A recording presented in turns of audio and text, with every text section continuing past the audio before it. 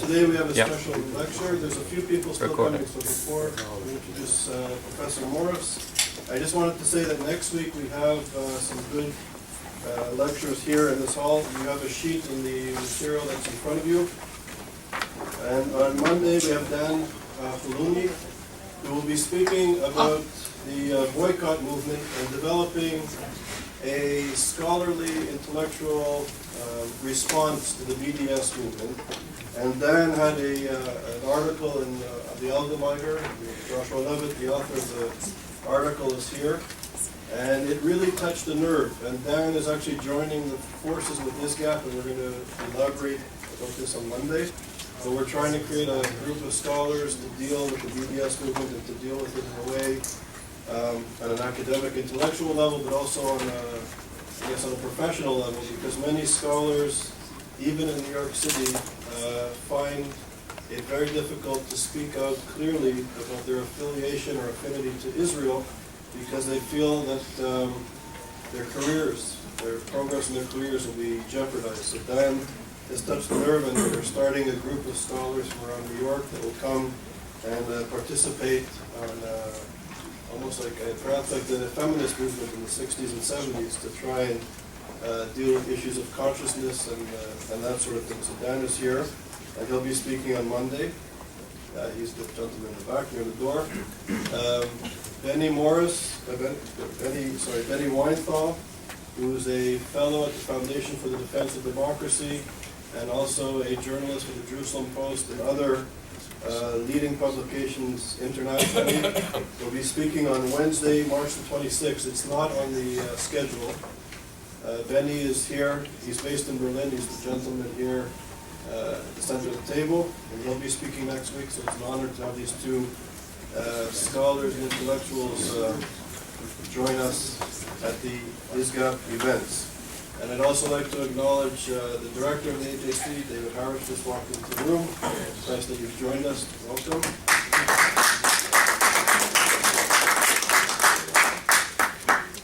And today we have the distinct honor to have welcome back to ISGAP, a friend of ISGAP in our work, Professor Benny Morris.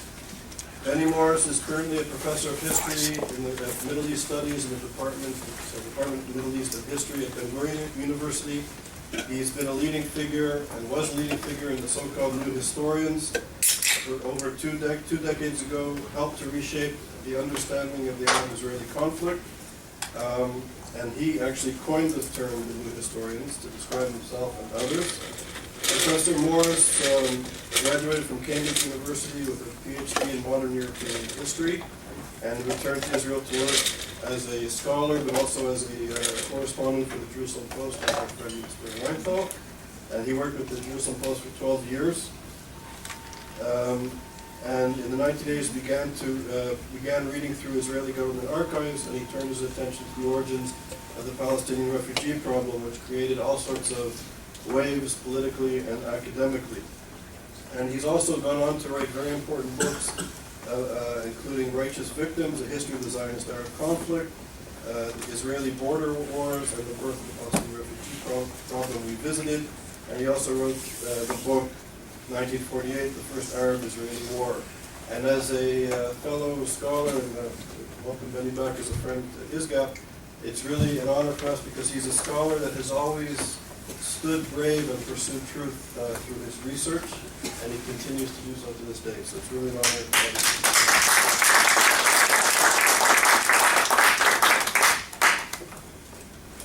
you. Charles, thanks.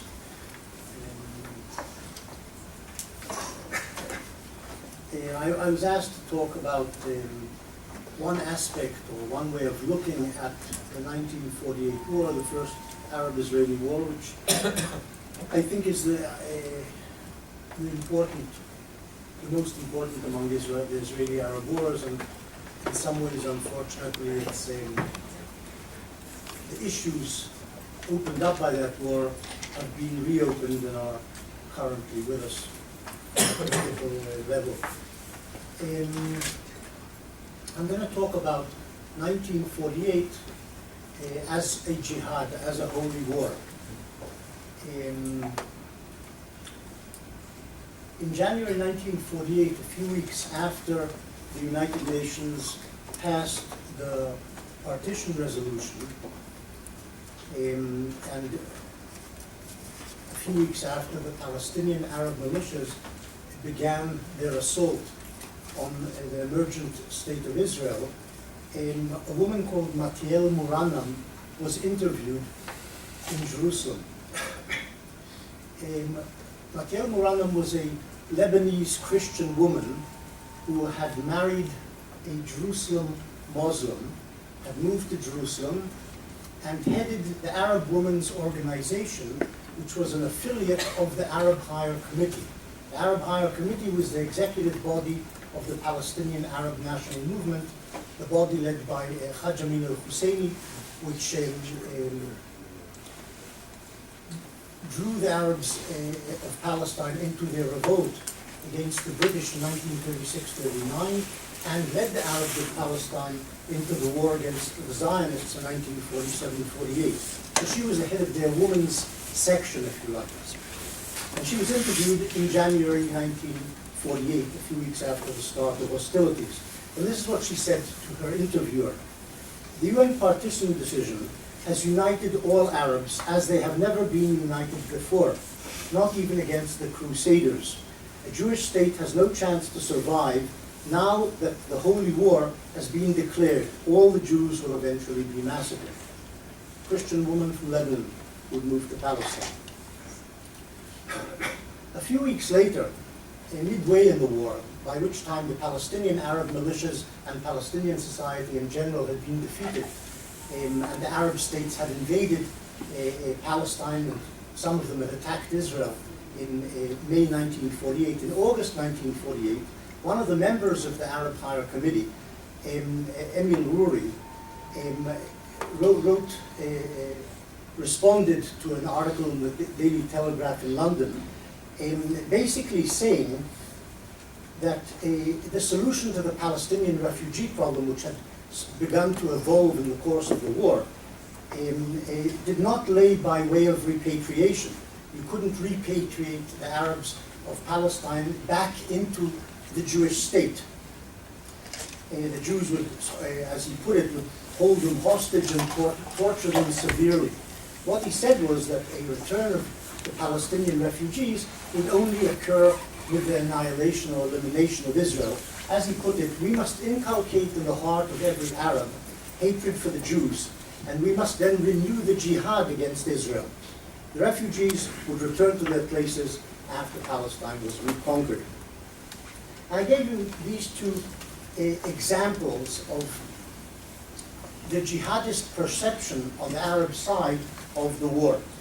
Historians of 1948 have tended over the decades to see the 1948 war as a nationalist war between two national movements, two collectives, two peoples who are fighting over a piece of territory, much like national wars between European states had been fought over the centuries. There was, of course, a difference when France and Germany were fighting over, say, in the 19th, 20th centuries. They were fighting usually about borderlands, that is, the marchlands, the peripheries of each state, Alsace-Lorraine, who would occupy, who would control those territories. In the case of the Palestinian Zionist conflict, we're talking about a fight over the whole of the territory. It's an unusual national conflict in which each side wants, or claims the whole of the territory.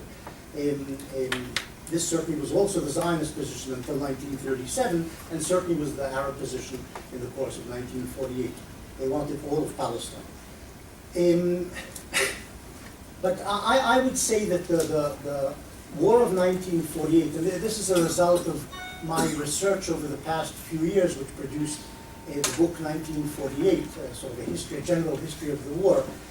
My research, at least in my reading, uncovered quite a lot of material indicating that the war from the Arab side, from the Palestinian side, and then thereafter from the Arab state side, was also a jihad. It wasn't a simple political war over territory. It was a war of religion and culture as well.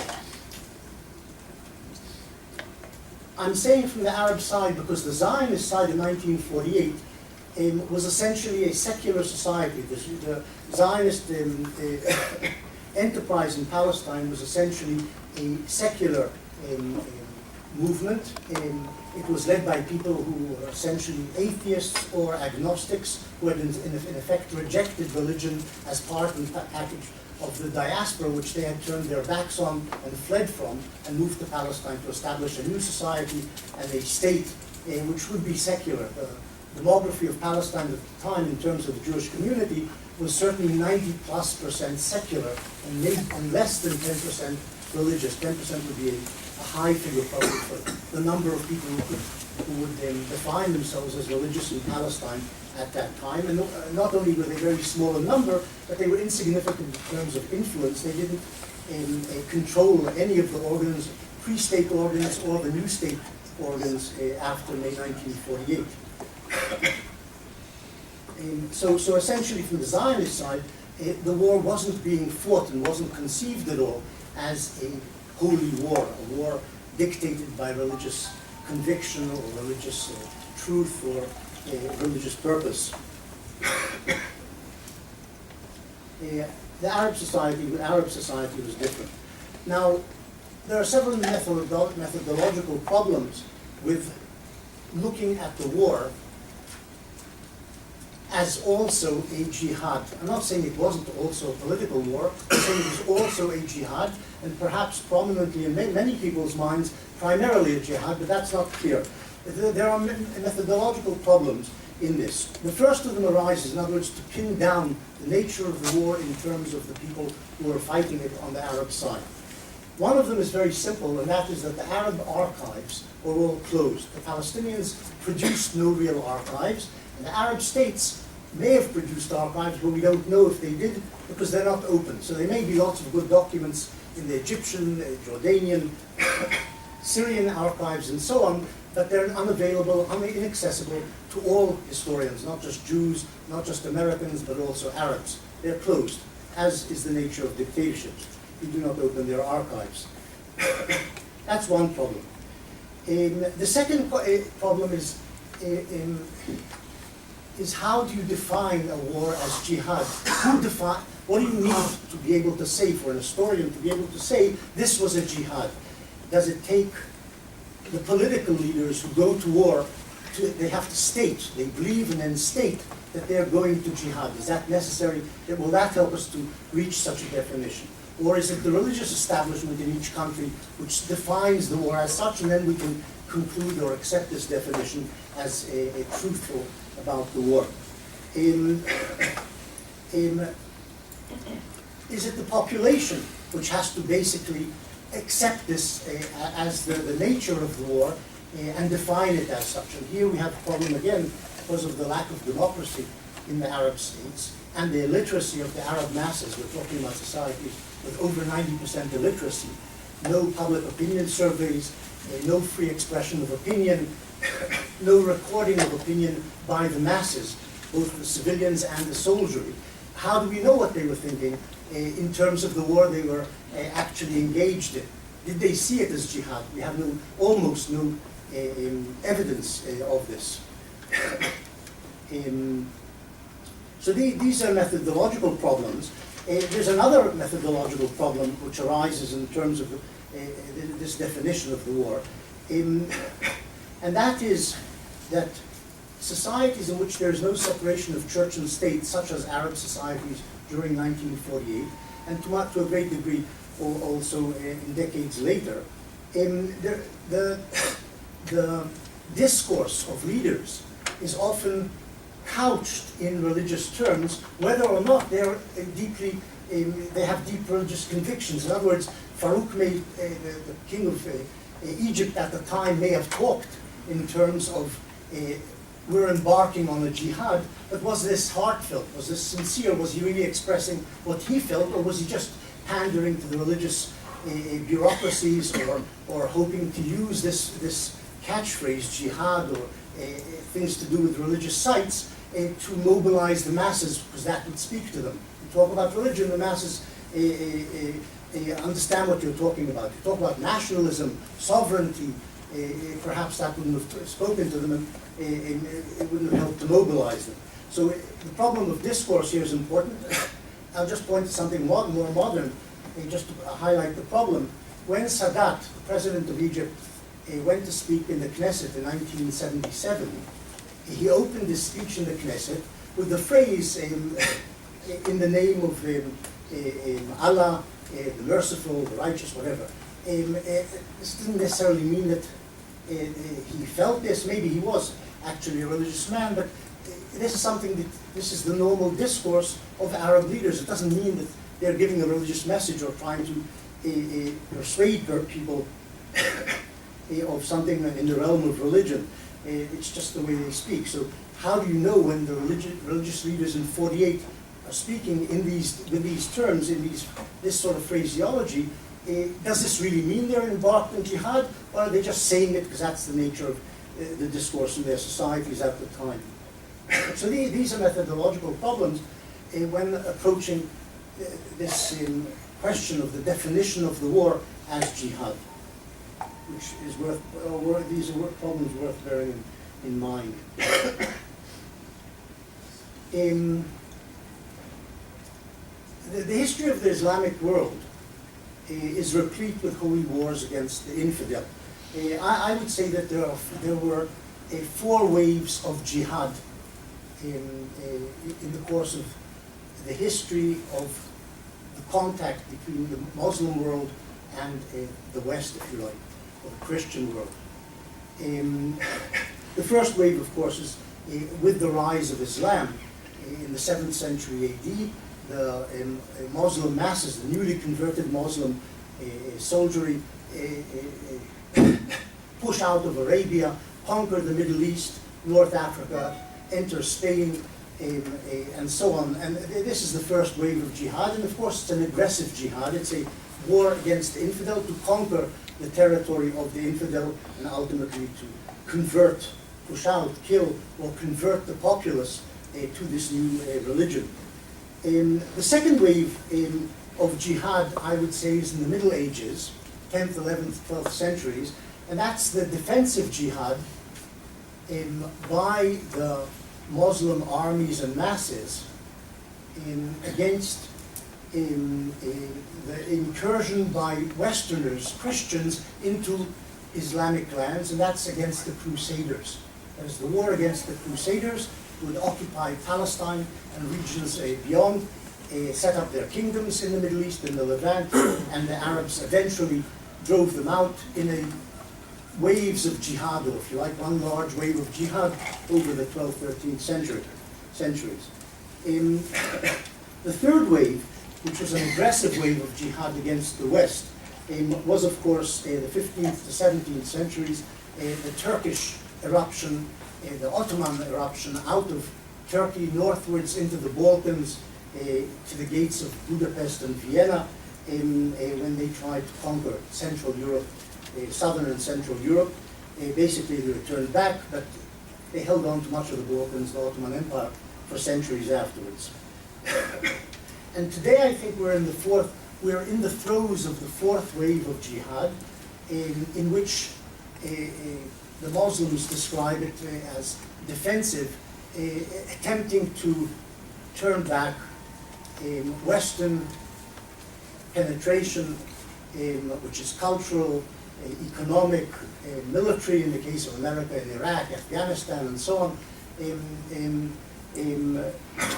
But it's this jihad, which has been described as a civilizational war or a clash of civilizations, certainly it is seen as such by many Muslims, perhaps by the Muslim world in general. It stretches from the Philippines, where there are Muslim rebellion, there is a Muslim rebellion, through much of the Middle East, in Nigeria, the streets of the suburbs of Paris, in New York, as we know, etc. This is the 4th wave of jihad, and as I say, many Muslims present it and describe it as defensive. They're trying to push back, to resist the West's incursion into their lands. Palestine, the Zionist-Palestinian Arab conflict can be seen within this context of this fourth wave of jihad, in my view. Israel, Zionist entity in Israel, which were defined by the Zionists themselves from Herzl onwards as an outpost of the West in a barbaric area, if you like, a villa in the jungle or a villa in the desert. And so the Arabs also saw this as an incursion of Europeans into their domain, even a colonial incursion, as it's often defined by Arabs. And this is a major battlefront in this fourth wave of global jihad, in my view. Unfortunately, I would say also, from the Israeli point of view. One can include in this, incidentally, which is something I'm researching at the moment, one can include in this also the Turkish elimination of the Christian minorities in Turkey in the course before World War I, during World War I, after World War I, primarily the Armenians and Greeks. This can be also seen within this context of a resurgent Islam combating the infidel Christian world.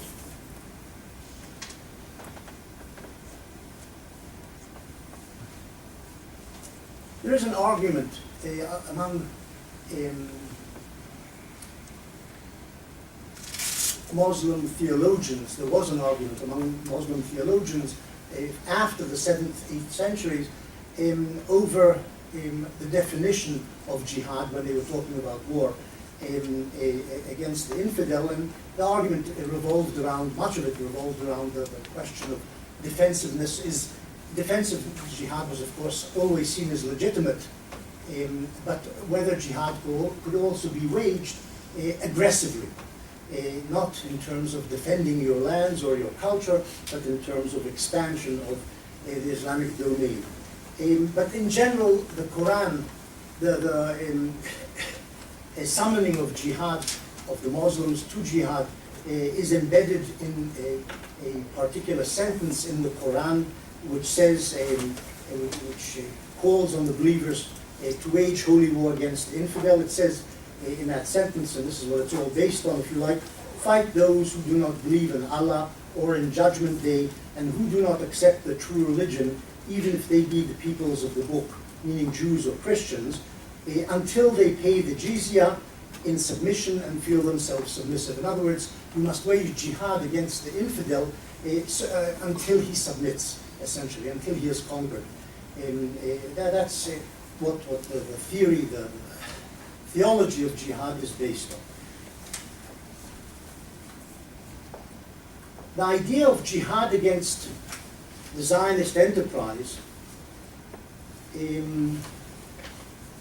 predates the 1947-48 war. In March 1936, I'll just give you several examples. In March 1936, the Speaker of the Iraqi Parliament, Iraq was already by then an independent state, a man called Said al-Hajj Tabib, he visited Palestine and called for jihad against the Zionists during his visit. A decade before, the Mufti of Gaza had issued a fatwa, a religious ruling, against land sales to Jews, arguing that the Jews were no longer wards of Islam, were no longer legitimate wards of Islam. They shouldn't be defended by Islam, and because they were apostates and infidels, and ruled against any contact, essentially, with Jews, meaning the Zionists in Palestine. During the Arab Revolt of 1936-39 against the British, but also against the Zionist enterprise in Palestine, the discourse of the rebels was studied with a jihadi phraseology, and was seen by the rebels themselves and by the British also as a religious struggle, a religious revolt, not just a revolt to move out from under a colonial regime, to liberate themselves from a colonial regime, but also as a religious struggle against infidels who were in charge. the Arab Higher Committee, which led that revolt in Palestine, included the following typical sentence in its statement at the start of the revolt. Because of the general feeling of danger that envelops this noble nation, there is a need for solidarity and unity and a focus on strengthening the holy national jihad movement. This is how they defined the rebellion. Preachers in the Nablus area, religious preachers were prominent among those who were mobilizing the masses, the militias, for combat.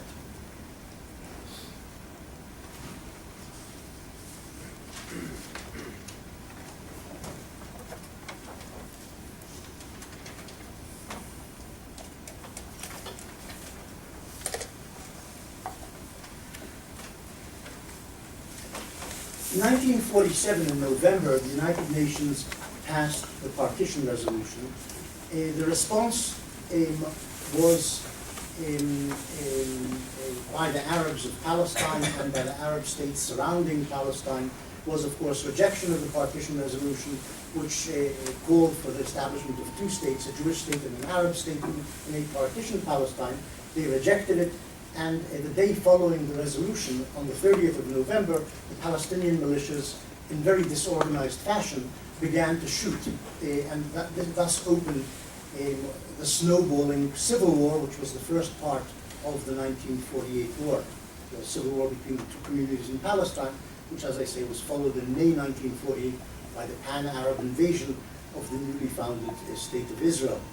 On the 2nd of December 1947, and this is the crucial date, and I think the crucial event, if you want, in the definition of what happened subsequently as a jihad, as a religious war on the Arab side, on the 2nd of December 1947, 3-4 days after the UN passed the partition resolution, the ulama, the Council of Theologians of Al-Azhar University in Cairo, which is the most prominent, the predominant religious body which issues religious rulings, fatwas, in the Sunni Arab world, which is the majority part of Islam in the Arab world. The Shia and the Sunnis are the majority in the Arab world, and the ulama of Al-Azhar, the council of wise men, headed by the rector of Al-Azhar, those are, if you like, the Pope of the Sunni Arab world. There are a few other centers of religious ruling, the Sheikh of Mecca and so on, but the most important, as accepted over the past 1400 years or so, is the, or since the founding of the university in the 10th century, is the ulama of Al-Azhar. On the 2nd of December 1947, they issued a fatwa which called on the Arabs, the Muslim world, all Muslims, to join a jihad in defense of Arab Palestine. The liberation of Palestine is a religious duty, as they put it, for all Muslims without exception, great and small. The Islamic and Arab governments should without delay take effective and radical measures, military or otherwise. This pronouncement by the ulama was repeated, of Al-Azhar, was repeated in April 1948, just before the pan-Arab invasion, perhaps in part as pressure vis-a-vis the Egyptian government and the other Arab governments to actually carry out this invasion, because they weren't that certain of what they were going to do in April. They only decided at the last moment, the Egyptians, to actually invade. The ulama of Al-Azhar issued in April a second fatwa reiterating the first one, and indeed they issued it again in December 1948, which was a time by which the Egyptian army had more or less been defeated by the Israelis. In other words, even in defeat, they simply said, we must continue this jihad, another round, that's essentially what they were saying. We must continue with it until the Zionist entity is crushed. The rector of Al-Azhar on the 15th of May declared the hour of jihad has struck, 15th of May being the date of the pan-Arab invasion, including the Egyptian army's invasion of Palestine. The hour of jihad has struck. 100 of you will defeat 1,000 of the infidels. This is the hour in which Allah promised paradise. And the ulama of Al-Azhar also spoke to the various reluctant Arab leaders, certainly by the end of the war, and they condemned to damnation any Arab leader who did not participate in the jihad. They were thinking especially of Abdullah, who was more or less backtracking and moving away from warfare by the last months of 1948. The jihadism of 1948 is accompanied by a strong dose of anti-Semitism. The Prime Minister of Jordan in 1947, Samir Rifai, was interviewed by a number of Western journalists, two Western journalists, British journalists who came to him, and he told them in autumn, just before the start of the war, autumn 47, he told them, the Jews are a people to be feared. Give them another 25 years and they will be all over the Middle East, in our country and Syria and Lebanon, in Iraq and Egypt. This is the Prime Minister of Jordan, Samir Rifai. They were responsible for starting the 2 world wars, he told the journalists. Yes, I have read and studied, and I know they were behind Hitler at the beginning of his movement.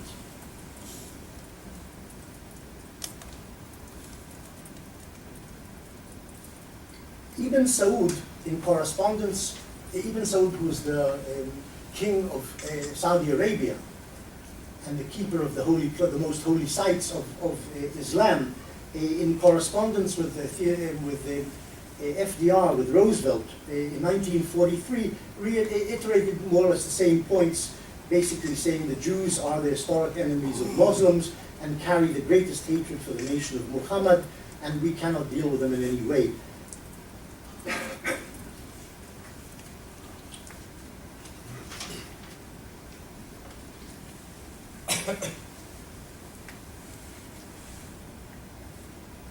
During 47 and 48, as the war was impending and once the war was already underway, a number of senior Arab politicians harked back to the Crusades, to the Islamic struggle and success in the struggle against the European Christian invaders of Palestine 800 years before.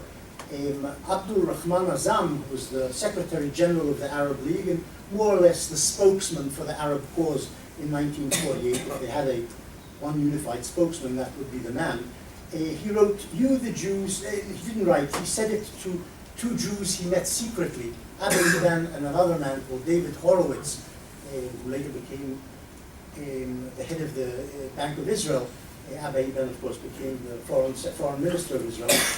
In 1947, they both worked for the Jewish Agency, and they met him secretly, Abdul Rahman Azam, and he told them, "You, the Jews, are a temporary phenomenon. Centuries ago, the Crusaders established themselves in our midst against our will, and in 200 years, we ejected them." Meaning that even if we don't succeed in this current struggle in 1948, your fate is going to be similar to the Crusaders. Shukri al-Kawakli, the president of Syria, the following year, during the war itself in 48, came out with similar statements about the Pan-Arab invasion. Overcoming the Crusaders took a long time, but the result was victory. There's no doubt that history is repeating itself. President of Syria in 1948. Riyad al-Sulh, the Prime Minister of Lebanon, said similar things also in 1948.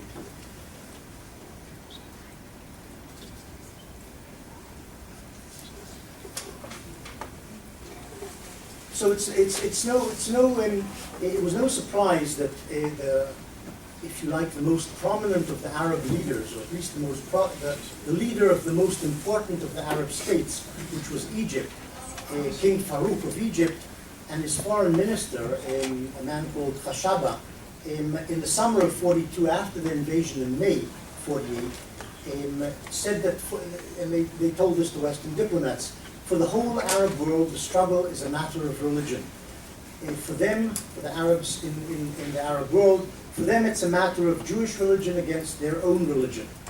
According to Farouk, the Arab masses were gripped by widespread religious fervor, and men were keen to enter the fray as the shortest road to heaven.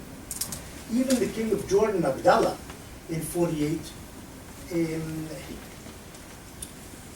found occasion to speak of the war itself in religious terms.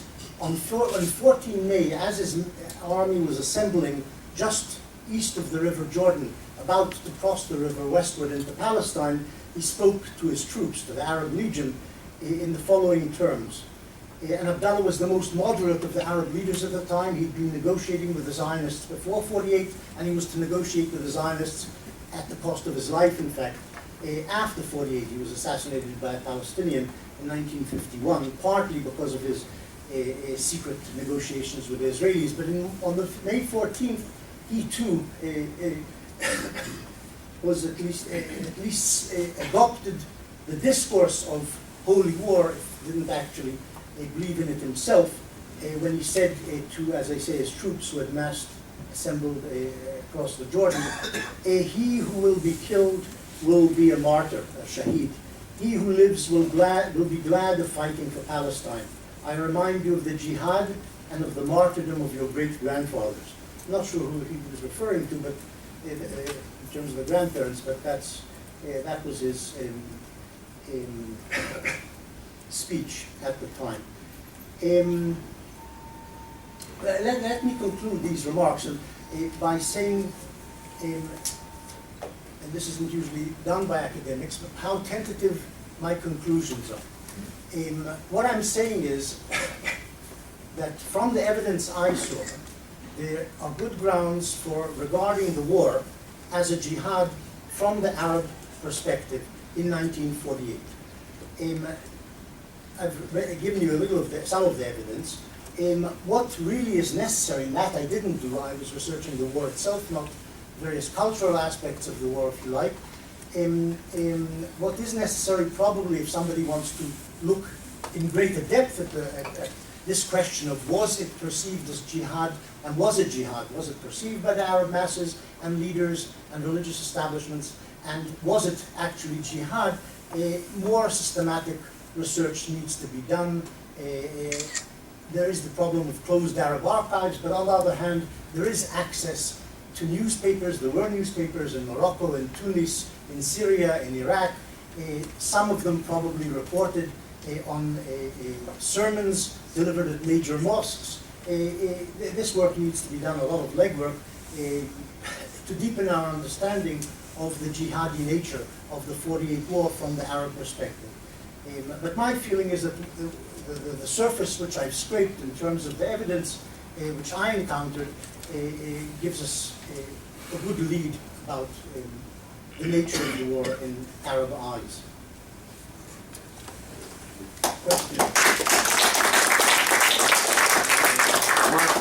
For question and answer. Thank you. So Benny's happily agreed to take some questions and comments. Comments. Okay, so here, and we're going to pass around the microphone, so I'd be grateful if you could speak to the microphone. Thank you. Is this on? Yes, yes. Professor, in the course of your research, you come across the concept of the inalienability of Islamic lands, and if so, how that may affect the war at the outset and may continue to be a factor to the present day. I'm not sure it's something I've encountered in my research, because my research dealt with the past, or the 48 war, the 50s, and it was taken as obvious that the land should be restored to Islam. In the Hamas Charter, it says clearly from 1988 that lands which were once Islamic should revert to Islamic control ultimately. You do find occasionally, well, let me put it another way. In 1947, in that famous conversation, secret conversation between Abdul Rahman Azam, the Secretary General of the Arab League, and Abba Eban and David Gorowitz, the two Jewish agency representatives, Azam said something interesting from the historian's perspective.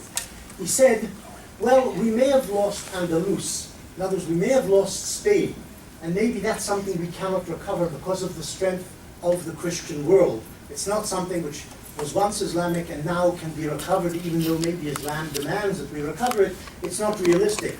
But I don't think Palestine is in the same context it's not something we necessarily will lose, and even if we temporarily lose it, as I quoted, we will regain it after or within 200 years. The Prime Minister, incidentally, of the Palestine Authority, the first one, Abu Allah, he also referred in one of his speeches, a very rare reference, but in one of his speeches to Andalus, to Spain, which needs, he didn't actually say it needs to be recovered, but he referred to it in the same breath as he referred to Palestine, in the same sentence, implying that that's also something which is a wholly Islamic property and must end up in Muslim hands. There's Chuck Freelock from the Kennedy School at Harvard and Tel Aviv University and the IGC, and a friend of ISGAP. First of all, thanks. Can you hear? Is it on? No. It's on. It's on. It's on to the. It's for recording.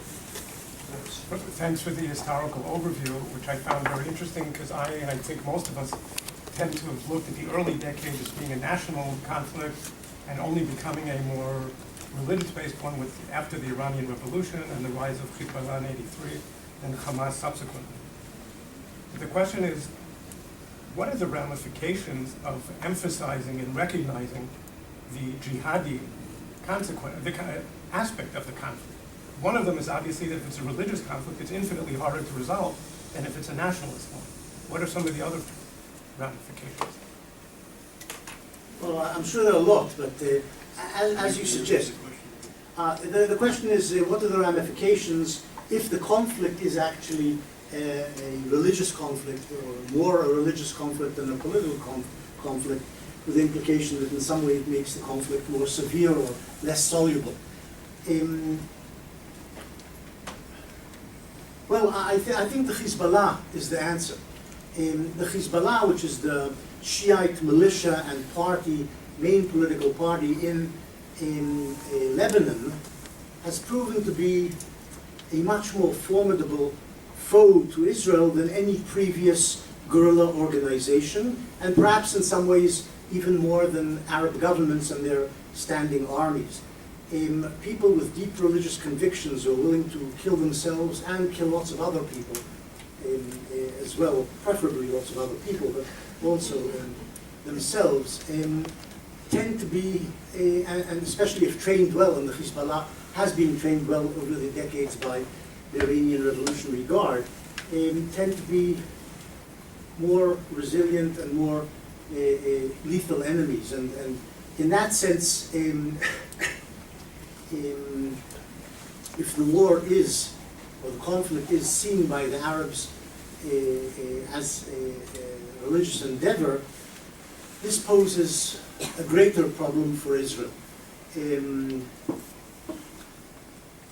Let me say something about the Arab Spring, if I'm already talking about that.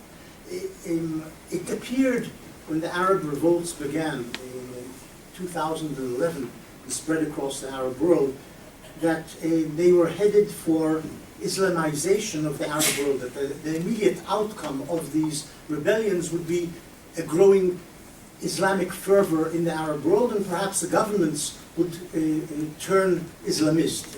And they did in some places, even though this was stalled somewhat in Egypt, or maybe permanently, I don't know. And the fear was, or let me put it another way, the tumult in the Arab world, in the short term, eased Israel's strategic position, because hitherto, before that, it had been worried about large standing Arab armies with large conventional armaments, the Syrian army, the Egyptian army, the Iraqi army, and so on. And these, after 2011, all in one way or other, either disintegrated or became otherwise engaged. The Egyptians suppressing internal insurgency, the Syrians fighting, God knows, basically against the Syrian people, or much of the Syrian people, the Iraqis engaged in their own civil wars. So this sort of reduced the burden on Israel militarily, and Israel, incidentally, cut back in its military strength over the past year. It demobilized about a certain number of armored brigades because it thought there's no longer a large conventional threat. The problem with this is that in the medium and long term, should the hand of the Islamists, should the Islamists gain control of much of the Middle East, and this seems to be in prospect in Syria, it might be in prospect in Jordan, in Egypt it's been thwarted temporarily at least, but should the Islamists gain control in the Middle East, we might return to a situation or a paradigm from the 12th and 13th centuries when Salah ad-Din, the Kurdish Muslim general, managed to unite the Arab world against the Christian infidel invaders and ultimately destroy the Crusader state. I'm not comparing Israel to the Crusader states, but the idea of unity in the Arab world forged through common religious conviction or fervor is something which Israel may face in the medium and long term as a result of this Arab Spring. So in answer to your question, it poses a real threat. Should this happen?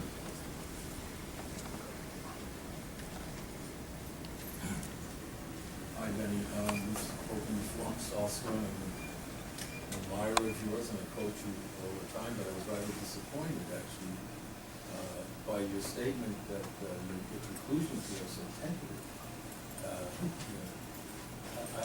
Maybe I overstressed them. I'm not sure why they're tentative. Well, there might be an explanation, and then you seem to ignore the figure except mentioned in Haji Husseini, who didn't just spend the war years in Berlin because he was running away from the British imperialists, but established tremendous affinity. They went both ways between Hitler and participated, was aware of the first among the Germans, was aware of the Holocaust. And there's a great, there's significant literature now on that factor. Jeffrey Herf's book, Arab Propaganda. And there's a new one by Barry Rubin. And the which latest just one by came out. Rubin. Prior to that, this guy Kunzel. So there's a huge amount of documentation showing that it was precisely the Islamist slant of Husseini that attracted, the Hitler found, so the Nazis found positive. There was a significant historical background to that, going all the way back to the First World War.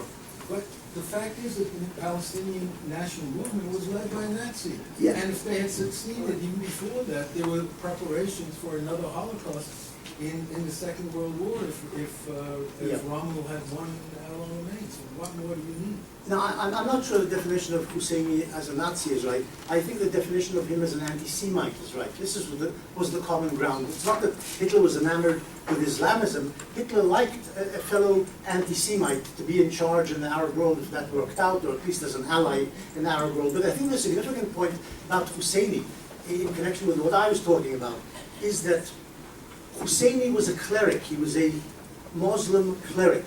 And it's very unusual in the 20th century or the 19th and 20th centuries for a national movement to be led by a religious figure. The only one I can think of is Macarius of Cyprus. He was an archbishop who led the Cypriot Greeks. But clerics do not lead national movements in the modern world. And when they do, it shows us something different about those national movements. And in the case of the Palestinian Arabs, I think this was commensurate with or corresponded with the amount of Islamic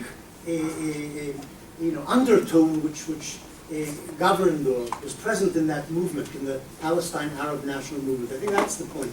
Him being a cleric was symbolic and embodied this religious fervor, and he was able, of course, to mobilize the masses using exactly that, the religious argument, the Jewish threat to the Muslim sites, and so on. But if I want to be historically fair, and I would like to be, about the Husseini issue, I think he liked Hitler's anti-Semitism, found a common cause in it, but I think his primary drive when aligning with the Germans was that they were the enemies of the British and would help the Arabs to cast out the West from the Middle East, British imperialism, and allow him to have an independent Palestine governed by him. I think this was the major drive, but the anti-Semitism was there as well. That's how I would put it. Concludes quite different. No, the Herf book deals with the Herf book deals with broadcasts from Germany in Arabic, some of them by Husseini, to the Arab world, in which he calls for jihad and killing Jews. Obviously, this is what he wanted. But it doesn't mean that he wasn't impelled by his desire to get the British out of the Middle East. Professor, I'm somewhat bemused by your presentation in terms of the definitional element of jihad. It is my understanding, and I think the common understanding, is religious war. General, okay?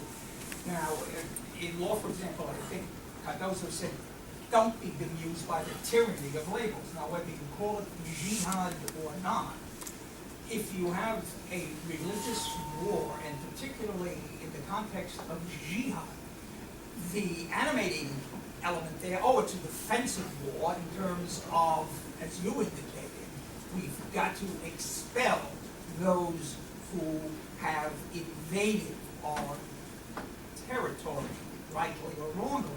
Why defensive? Because that would be the war of annihilation. He who draws a sword against me, I better destroy him, etc., as opposed to my attacking him. What difference, why don't we accept their definition of I am engaged in a jihad, a war of extermination? How else would you define it? Give me your alternative. And the second question is, I have ordered your book, the revision, and I was wondering in what basic ways has there been a revision of your original text? I'm waiting to get it. In other words, you're defining this as jihad. It's almost, to me, almost condescending in terms of whatever way you call it, wasn't it a jihad? They have considered this.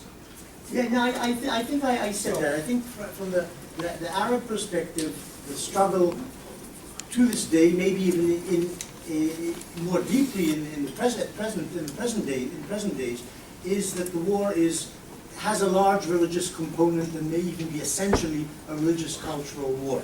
And in 48, it certainly obtruded. The religious element was very important in waging the war, as I said. I don't think, I seem to hear from you, that the Israelis and the Jews should also define the war as jihad from their side. And I don't think that's the case. Certainly wasn't the case in 48, and it still is not the case, even though Israeli society has become more religious. Demographically, more Israelis are of the religious. What about the rest of the world? How would they define the 48 war? In other words, how would the United States, how would the EU define it? I think that's very important in the context of our current situation.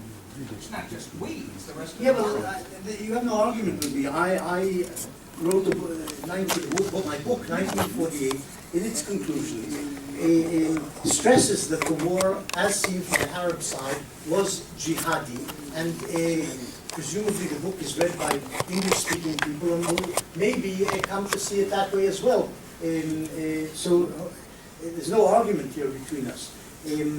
I do think that I know that the Obama regime and many Western regimes would prefer not to see, or prefer to believe that it's otherwise, that the struggle of Islam, or at least of Islamists against the West, is a religious struggle, but they prefer not to see that because they understand, as the speaker, one of the questioners suggested before, once the conflict turns religious, or if it's seen as religious, it's deeper, less soluble, and that makes it more problematic. Or the Hamas Charter, for Okay. example. Well, I didn't understand what you were Excuse me, saying. we have Yes, a the question. Hamas Charter is Richard. important in this context also, but I was speaking about 48. I didn't understand what you said about revision. Yes. You're talking about the book about the refugees? That's what you're Yes. talking about? Yes. Well, Wait, okay, this is something I'd like to speak about, so yes, but I just want to add one sentence on this point. I published the original book on the birth of the refugee problem, the Palestinian refugee problem, 1947-48 to 1988. I published a second revised version, which is what you're referring to, in 2004. The second version is twice as long as the first version, but much better in my view. And the concluding chapter is almost exactly the same. In other words, I didn't revise my opinions at all. It's just much longer because the material was enriched by archives which had opened in the interim. Yeah. Have you looked at, or will you look at, the thinking of Jews before 48 and in the struggle of 48 and how they conceived of the war, and did they have any realization at any point that in fact it was a religious struggle, and in fact they were struggling to survive against the religious onslaught against them? So I'm interested in that, this Jewish point of view, and if you take it to the modern period, your conception of 48 as jihad, how would the Israeli public view that today as a revelation, as something completely new, as a conceptualization that they hadn't considered? Okay, Where do we go with that?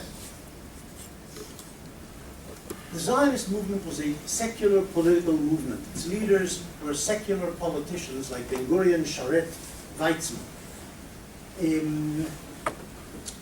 And when they looked at the struggle in the 20s and 30s and 40s, including 48, they looked at it as a political struggle between two national movements. They didn't often admit that there were two national movements. They always said, we're a national movement, they're a bunch of bums or whatever.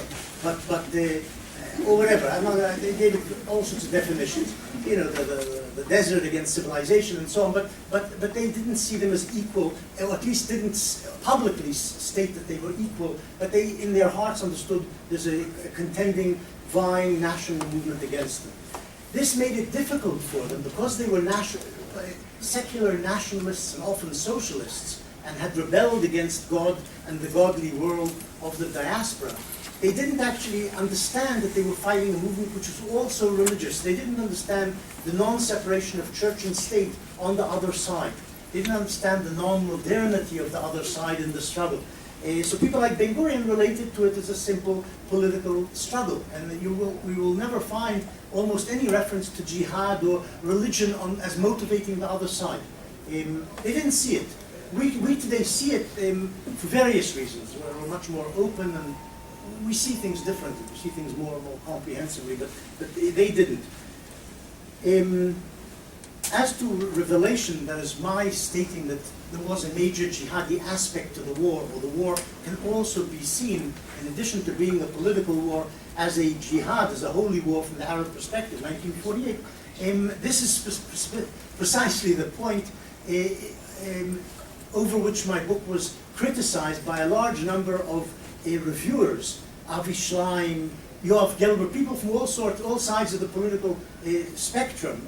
They criticized this specific subject. They're saying it wasn't jihad, Benny has it wrong. So it's a new idea. That is what I've been telling you is not accepted, but wasn't accepted formally by historians, and currently is still in dispute. And maybe it'll be accepted, and maybe it won't. But it's as you said, a revelation in that sense, and is objected to, or is contrary to the common wisdom of historians about 1948. Maybe we'll take two quick questions together. I'll be very quick. You have to speak I loud. can't hear. You mentioned a series of fatwas, authoritative fatwas issued in the 1947-1948 period. Are they still in effect, and are they still meaningful if they're in effect? Somebody asked me exactly that question yesterday in Miami, and I don't know. I don't know what happens to fatwas which are thrown into the trash can or not thrown into the trash can. Do they remain on the books forever?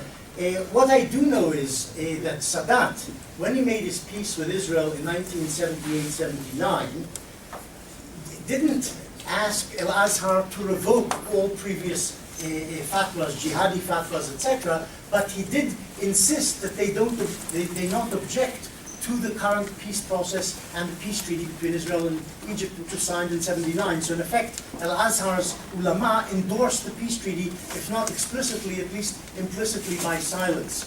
And Sadat's regime was a dictatorship, and had the ulama or the various theologians publicly said no, they would have been thrown out of jobs or thrown into jail, which they understood. So that explains in part what happened. But what happened to the fatwas in terms of their legality and so on, their longevity, I don't know. I'm not sufficiently knowledgeable about the Muslim theology. Ben, Larry Upsall, professor at Columbia University and our academic committee. Firstly, thank you so much for a wonderful talk, and even more so for the careful scholarship that you bring to this. Really thank you for the care of your scholarship. One thing, just definitionally, when you say jihad, does that necessarily imply it's genocide? Is that necessary? Are those equivalent, or how do they relate to each other? No, the jihad, well, in praxis, what happened in the various waves of jihad, which I talked about, which the Arab Muslim world, Arab Muslim Turkish world unleashed in the various stages of history in the past 1400 years, it wasn't genocidal. Jihad, and as I quoted from the Quran, that specific key sentence, it doesn't have to be genocide. It requires submission. It requires that the other side concede defeat, accept defeat, and accept Muslim hegemony or mastery or whatever you want to call it. It doesn't necessarily, and usually it's followed by conversion rather than genocide. There were places where towns were put to the sword. Muhammad himself killed off the Jewish tribes in Arabia during his ascent, Islam's ascent at the very beginning. The Jews resisted and he killed them, or forcibly converted and enslaved the women and children. But it doesn't necessitate genocide, no, if that's what you're asking. So to follow up very quickly, Benny, according to the Covenant for the Prevention and Punishment of Genocide, passed by the UN, there's physical annihilation, which is a physical genocide, but there's also cultural genocide. So it sounds like you're referring to a form of genocide, if you will, as well, not physical death. Okay. There's a note, but you have to become part of the system. Okay. Question. I'm old-fashioned in the way I look at the word genocide. I'm surprised at the academic attitudes that we're taking to this question, because I think it's relevant to exactly what's going on today. So let me just recall a few things. When Yasser Arafat refused the offer that Israel gave him in 2000, one of the reasons given was that he would be assassinated if he did accept it. He never said that. I don't remember him ever saying No, that. others said that. Maybe. Okay. The offer that Ehud Olmert made to Abu Mazen was rejected. The rejection of Abu Mazen now to declare Israel as a Jewish state, if you do not believe that jihad is really what's driving this, then you are not understanding the problem in the Middle East. And if you think there is a possibility of ever making peace between the two, I think you have a dream. I don't think I said anything at all on this subject. It's okay. I don't know if religious fervor or religious belief underlies Arafat's and Abbas's rejection of the peace offers made by Barack, Clinton, and Olmert, 2000, 2008. I don't know if it's religious conviction, but I think we're in agreement in terms of my belief that I don't think they are willing to accept a two-state solution. They don't want Israel's presence in the Middle East, whether it's driven by religious fervor or some religious fervor and mostly political thinking. They want a Palestine for themselves, for their own political self-determination. But in terms of the end product, the conclusion, I think we're in agreement. We're not disagreeing. Professor, your thesis suggests this unified motivation on the Arab side back in 1948. Isn't the commonplace understanding that one of the reasons the Arabs lost was that how fractured they were, and that there are these competing national interests and political interests? Yeah, no, I didn't say that the Arabs were united in 48. It's true that the Arab states went to war on the 15th of May. They invaded the territory of Palestine. But I can talk endlessly about how they were fractured and how they had different political purposes and military purposes, which was one of the reasons they lost the war, as you point out. Jordan went to war because it didn't believe, Abdallah preferred the Jews as neighbors to Husseini as a neighbor, and he also didn't believe that he could actually destroy the Jewish enterprise. Haganah was too strong, the IDF was too strong, so the Jordanian army crossed the Jordan in order to incorporate the West Bank and East Jerusalem into the Jordanian kingdom. Whereas other Arab states crossed their boundaries for other reasons, some of them to destroy Israel, some of them thinking at least to seize chunks of territory which had been assigned to the Jews for statehood by the United Nations. There was disunity. What I'm saying, I didn't say the Arab world unified around Islam in 48. Had they done that, like they did in the 12th and 13th centuries, perhaps they would have won the war. But they weren't unified. But there was a strong Islamic element in the going to war, mobilizing the masses, getting the masses to be energized for war, to fight and so on. But it doesn't mean that they were united in this effort. And as I say, the Jordanians, who were a key element in the 48 invasion and had the best army in the Middle East in the 48 war, they broke ranks and weren't interested in destroying the state of Israel, partly because they didn't believe it was possible. What do you think would be the results? What do you think would be the results and the ramifications if the Obama-Kerry peace process? I don't think it'll go anywhere. That's the ramifications. Maybe there'll be a third intifada, maybe there'll be lots of things, but they won't reach a peace agreement. Because? Because on the ideological plane, as I said, I don't think the Arabs of Palestine, their elites, want to make peace with the Jewish state. They want all of Palestine for themselves. On the lower level, in terms of the strategy of negotiation and so on, there are wide gulfs between the two sides, and Israel, on that level, expanding settlements and constructing new settlements, as some of these hitnachaluyot are, aren't aiding. They're an obstacle to achieving peace. That is an obstacle in the negotiations. But as I say, even without that obstacle, they simply don't want to sign a two-state agreement. That's my view, but not everybody agrees with them. Can you cite other Arab leaders who proclaimed other motives for Oh yes, in 1948. In 1948, it's an interesting fact, incidentally. In my research, I thought it was very interesting. The Arab leaders were very pragmatic. People like Abdallah, Farouk, Kuwatli, etc., generally were pragmatic in their statements and moderate in their public statements. The Egyptians announced on the 15th of May that they were their army was crossing the border in order to save the Arabs of Palestine. Not even to attack the Jewish state or destroy the Jewish state, and certainly not as jihad. All they said was, we're entering the country to prevent the slaughter of the Palestinian Arabs by the Jews. That was Egypt's official statement for why it went to war on the 15th of May, made on the 15th of May.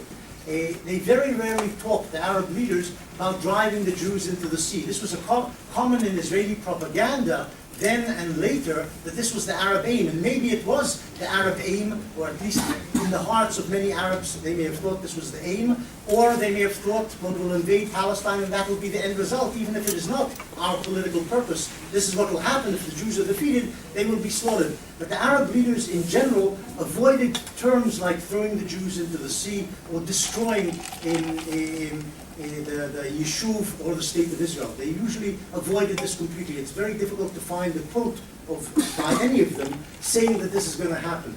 There is one misquote, incidentally, a famous one by a man I talked about here called Abdul Rahman Azam, which is often trotted out and was trotted out by me mistakenly in a number of my earlier books, in which he says this will be a war of extermination like the Crusaders, like the Mongol invasion of the 13th century when they slaughtered the population of Baghdad. But it emerges, I was quoting from another book, and it emerges that he didn't make that statement in 1948. He made it months before, during 47, and not in as definitive terms as later he was quoted as doing. This is the truth about Azam's famous statement, which is always trotted out everywhere, but it's not an accurate statement, and it's always misplaced in terms of its timing, which is very important, because everybody said he said it on the 15th of May as the Arab states were invading Israel, or attacking Israel. It wasn't made then. So this will be the final question from Benny Weinthal of the True Simples. Benny, do you think these Islamic movements or currents right now in the Middle East will at some point vanish and embrace modernity? And is Tunisia, for example, is that a possible model there that could undercut some of these potent Islamic movements? I don't know. I'm not, my wife always tells me to talk about the past, not the future. Because I know a little bit about the past, but the future I know very little. It's true that Tunisia is in the hands of moderate Islamists, and one has to remember Tunisia has a unique history. It was the most secular and modern of the Arab states, liberating themselves from Western imperialist governance. I don't know, I just don't know what will happen. But I think the more interesting case, the more important case in terms of turning the tide of Islam or Islamism is the case of Egypt. And that's the one has to watch. Egypt is the weather vane of the Arab world. And if it's successful in suppressing the Muslim Brotherhood for a long period, that might be the model adopted in other Arab countries. If the military and the secularists fail in Egypt, that will return the Islamists to power probably in most of the Arab world. So, Benny, on behalf of ISGAP and everybody here, thank you very much for. Really appreciate it. Benny was actually at the University of Miami yesterday on his behalf, and he's traveling this semester, so thank you for all the efforts you made to be here. We appreciate it. Next Monday, we have Dan Faluni, who's giving, I think, a very important talk on sort of an academic response to the BDS movement. And then Benny Moitha will be here on the 26th, which I believe is Wednesday, Thursday, next Thursday, at 5:30 the same time. Benny will be speaking about anti-Semitism in Europe, and he's really doing important work in that area. So thank you for coming. I hope to see you soon.